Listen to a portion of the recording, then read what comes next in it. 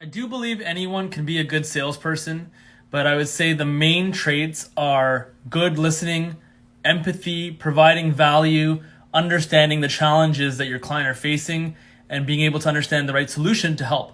So the best marketing strategy for a new business is actually sales.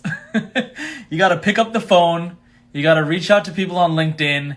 You got to sit down, have coffee dates, virtual networking, Zoom calls. This may come as a bit of a surprise considering I'm in digital marketing, but I think it's all about that marketing funnel and that top of the funnel of getting eyeballs. That can happen on different platforms. In fact, you can drive people through the entire funnel on many platforms. It's just digital.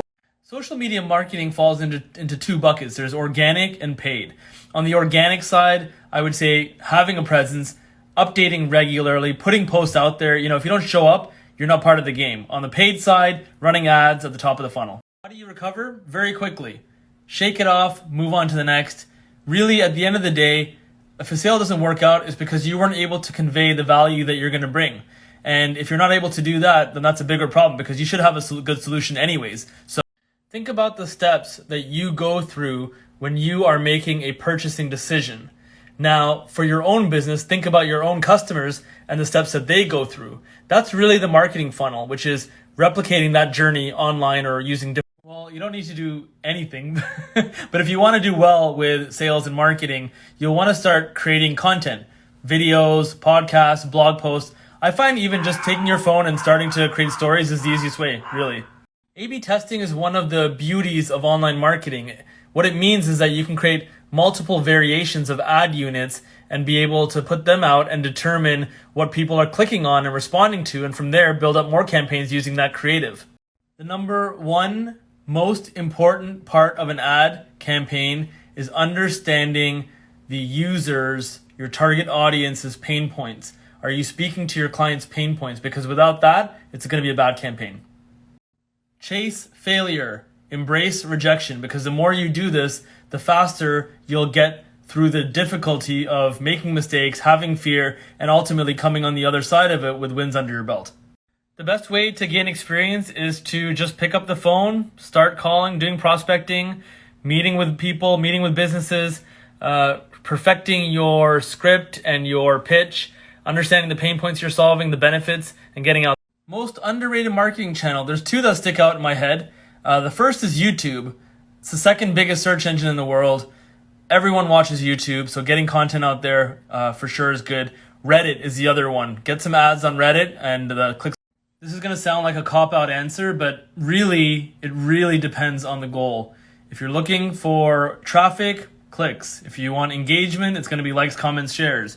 If you want awareness, it's going to be ad impressions. If you want conversions, it's going to be leads. Pain points are so important because people make buying decisions based on two things: gaining pleasure or reducing pain. And most of the time, it's reducing and eliminating a pain that they're feeling. So once you focus on the pain, you can relate to their issues and help. The way to connect is the same way that you would connect with people in real life that you know. Appease and influence, really. Be empathetic to their position. Be authentic. Really want to have a genuine connection. Don't just try and go for a sale. Build bridges and community. And then when the time... In the book Spin Selling, which many of you will know I'm a big fan of, there's actually no correlation between open-ended questions and closed-ended questions and sales success. So I wouldn't worry about that. In order for a sales call to be successful, you need to be in control of the call.